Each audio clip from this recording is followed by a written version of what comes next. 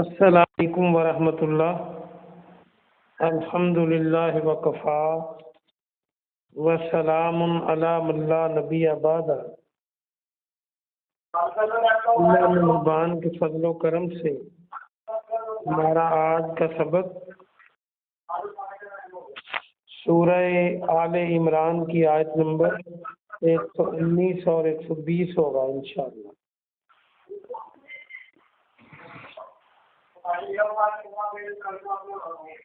یہ میوٹ کر لیں، آواز ادھر سے آ رہی ہے جس لائن میں ریکارڈنگ ہوتی ہے۔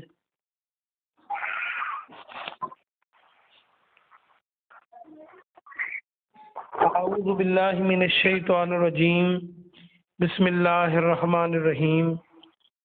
ہا انتم اولائی تحبونہم، ہا یہ حرف تنبیہ ہے، سنو، آگاہ رہو، اس کا معنی ہوتا ہے انتم تم،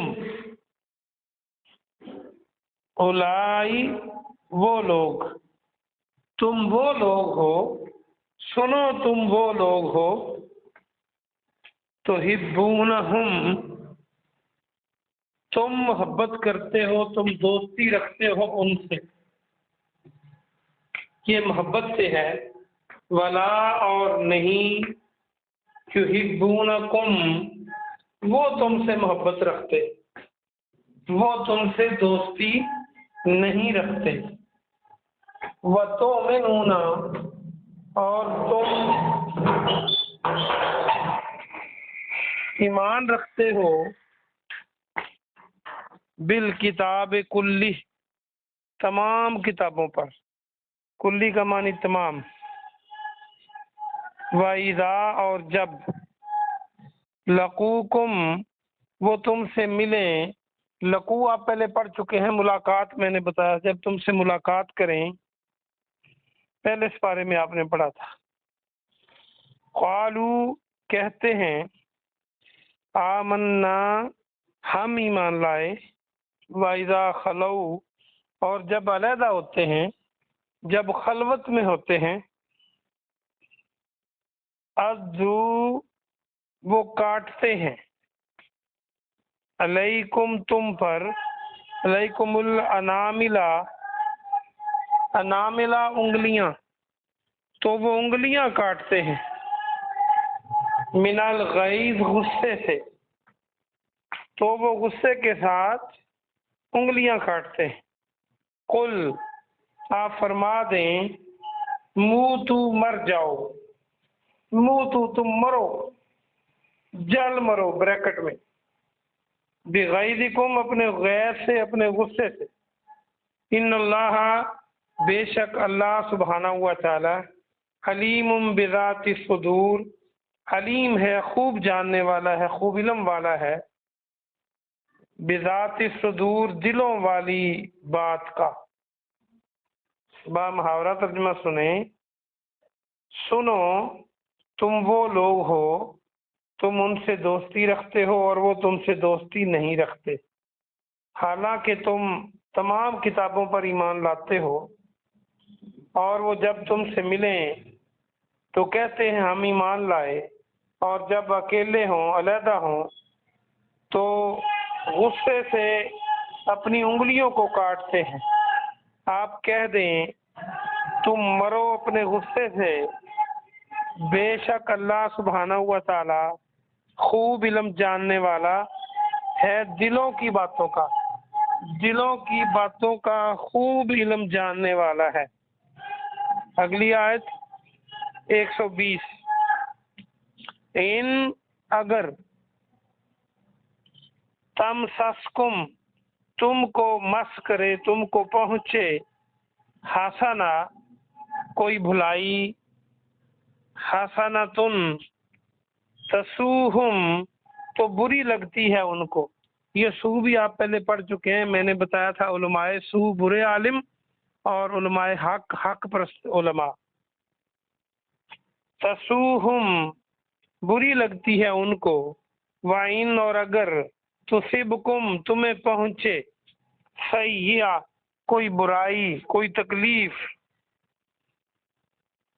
سیئتین یفرحو بہا، یفرحو وہ خوش ہوتے ہیں، یفرحو کو یاد رکھنے کے لیے یا کے معنی تو وہ، اور فا را اور ہا اردو کا لفظ فرح یا فرحت خوشی، واو الف جمع کی علامت ہے، یفرحو بہا اس سے وہ خوش ہوتے ہیں، وَإِن تَصْبِرُوا اور اگر تم صبر کر لو، وَتَتَّقُوا اور تقوی اختیار کرو، لا يَضُرُّكُمْ نہیں بگاڑ سکتے تمہارا، تمہیں تکلیف نہیں دے سکتے، تمہیں ضرر نہیں دے سکتے، قیدہم شیئا قید مکاری، قیدہم ان کی مکاری کچھ بھی، ان اللہ بے شک اللہ سبحانہ و تعالی بما یعملون محیط، بما جو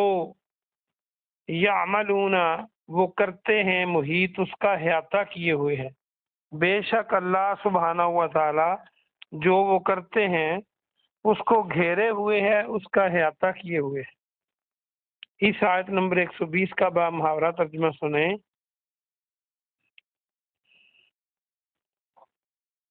اگر تمہیں کوئی بھلائی پہنچے تو ان کو بری لگتی ہے، اور اگر تمہیں کوئی تکلیف پہنچے، برائی پہنچے تو وہ خوش ہوتے ہیں اس سے، اور اگر تم صبر کر لو اور اللہ سے ڈرتے رہو، تقوی اختیار کرو، تو ان کی مکاری تمہارا کچھ نہیں بگاڑ سکتی، بے شک اللہ سبحانہ و تعالی جو وہ کرتے ہیں اس کا احاطہ کیے ہوئے ہے، اس کو محیط کیے ہوئے ہے، اس کو گھیرے ہوئے ہے۔ بہت آسان سبق ہے، آئیے ہم اس کی تفسیر دیکھتے ہیں۔ اللہ سبحانہ و تعالی ان اہل کتاب کی یہ بدعمالیاں بدریہ وہی پیارے نبی جناب محمد صلی اللہ علیہ وآلہ وسلم کو بتلا رہا ہے۔ اللہ فرماتا ہے کہ سنو، مسلمانوں کو مخاطب کر کے، تم وہ لوگ ہو جو ان سے محبت کرتے ہو، جو ان کو اچھا گردانتے ہو، اور وہ تم سے دوستی نہیں رکھتے، تم ان سے دوستی رکھتے ہو، اور حالانکہ تم تمام کتابوں پر ایمان لاتے ہو، یعنی تورات پر بھی، انجیل پر بھی، اور اس سے پہلی آسمانی کتابوں پر بھی، اور جب وہ ملتے ہیں تمہیں تو کہتے ہیں ہم ایمان لائے، اور جب وہ اکیلے ہوتے ہیں تو غصے کے ساتھ اپنی انگلیوں کے پوروں کو کاٹتے ہیں۔ آپ فرما دیں غصے سے جل مرو، بے شک اللہ خوب جانتا ہے ان کے دلوں کی بات کو۔ تو ان کی یہ غیظ و غضب اللہ بتا رہا ہے کہ آپ کے پاس آ کر وہ کہتے ہیں ہم ایمان لائے، لیکن جب اکیلے ہوتے ہیں تو اتنا غصہ کھاتے ہیں کہ اپنی انگلیوں کو کاٹنے تک جاتے ہیں۔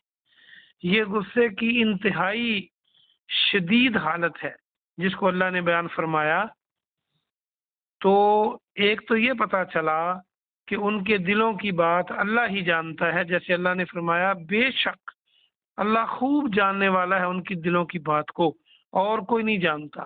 جب تک اللہ بتلا نہ دے، اپنے پیارے نبی صلی اللہ علیہ وسلم کو بھی بذریعہ وہی بتلا دیا کہ ان کے دلوں میں یہ بات ہے، ان کے منہ سے کہنے سے، ان کی زبان سے کہنے سے ان پہ اعتبار نہ کرو جب یہ کہتے ہم ایمان لائے۔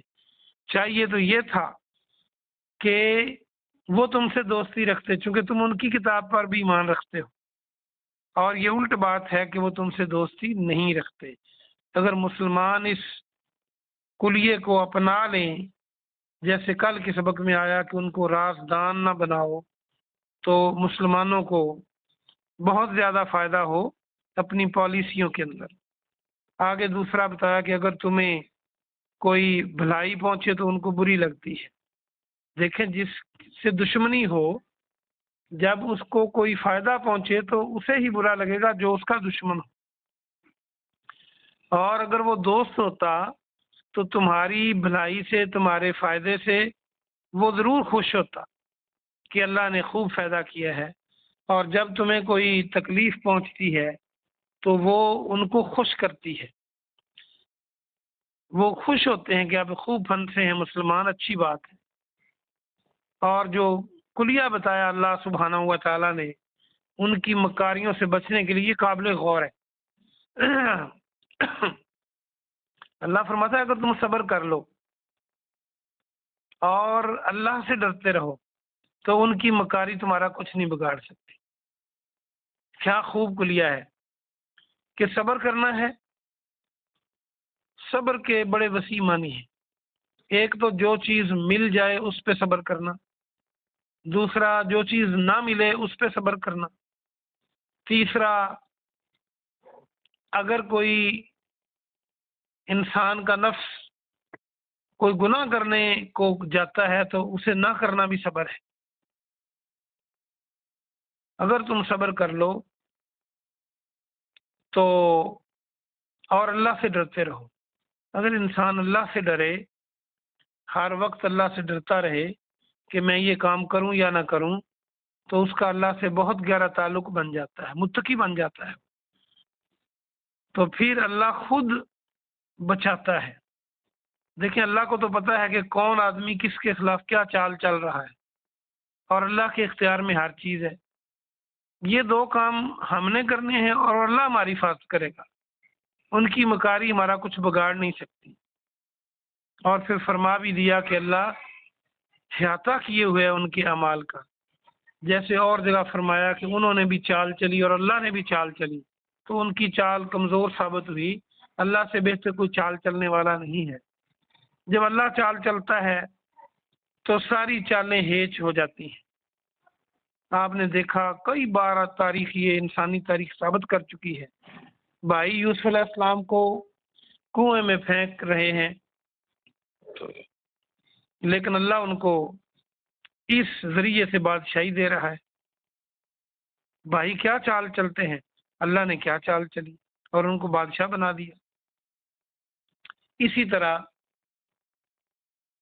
اور بھی کئی موقعوں پہ اب کفار مکہ نے تھوڑی چالیں چلی تھی کہ اسلام کا نام مٹ جائے، لیکن پیارے نبی جناب محمد رسول اللہ صلی اللہ علیہ وسلم اکیلے نے مکہ کے اندر یہ دعوت پیش کی، اور چند سالوں میں لاکھوں لوگ مسلمان ہو گئے۔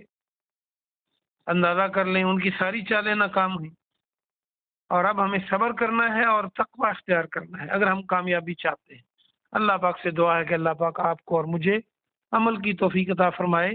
سبحان ربک رب العزت عما یصفون وسلام علی المرسلین والحمد للہ رب العالمین۔